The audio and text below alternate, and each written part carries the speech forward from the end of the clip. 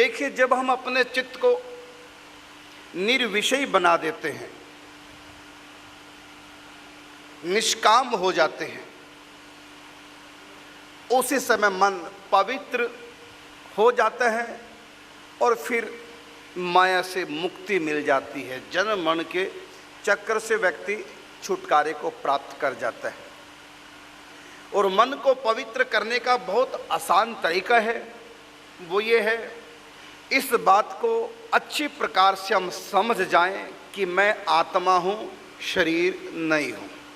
ना भौतिक शरीर मैं हूँ, ये तो कुछ समय पहले मिला था और कुछ समय के बाद छूट जाएगा, ये मैं नहीं हूँ।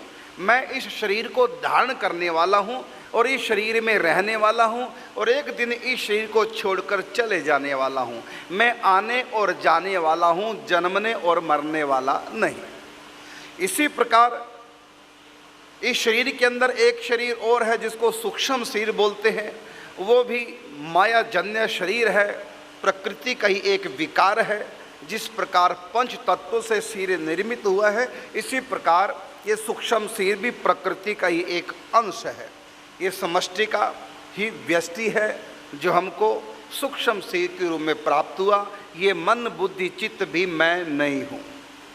इसके बाद कारण शरीर है, वो भी मैं नहीं। ये सब प्रकृति जन्य है, त्रिगुणात्मक हैं, ये माया के विकार हैं, लेकिन मैं आत्मा हूँ, निर्विकारी हूँ। ईश्वर अंश, जीव अविनाशी, चेतन अमल, सहज सुख रस। इस प्रकार देहात्म बुद्धि का प्रत्याग करके आध्यात्म बुद्धि जब हो जाती है तो फिर जीव माया से मुक्त हो जाता है।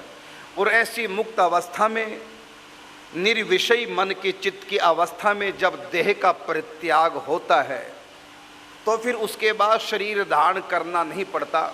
उस समय वो तीनों शरीरों का, भौतिक शरीर, सूक्ष्म शरीर एवं कारण शरीर, तीनों शरीरों का परित्याग करके सदा के लिए मुक्त हो जाता है, माया और काल के उस पार पहुंच जाता है।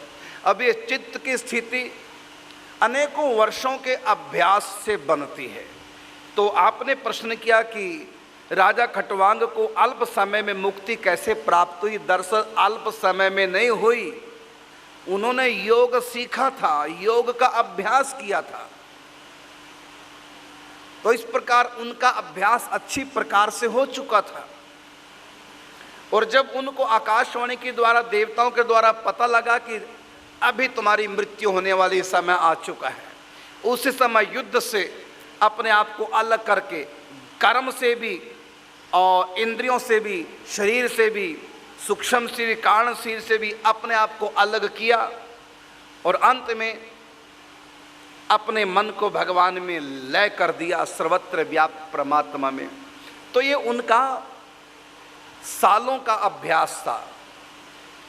इसलिए हम ये नहीं कह सकते कि थोड़ी देर में मुक्त कैसे हो गए। उनका जन्म भर का ये अभ्यास था और जब उनको पता चला कि मेरी मृत्यु का समय नज़दीक हो गया, उसी समय प्राणायाम के द्वारा प्राणों को ब्रह्मांड में चढ़ाकर संयम करके और अपने मन को निर्विषयी बना दिया, चाहहीन बना दिया, निष्काम बना दिया, क्योंकि उनका अभ्यास था।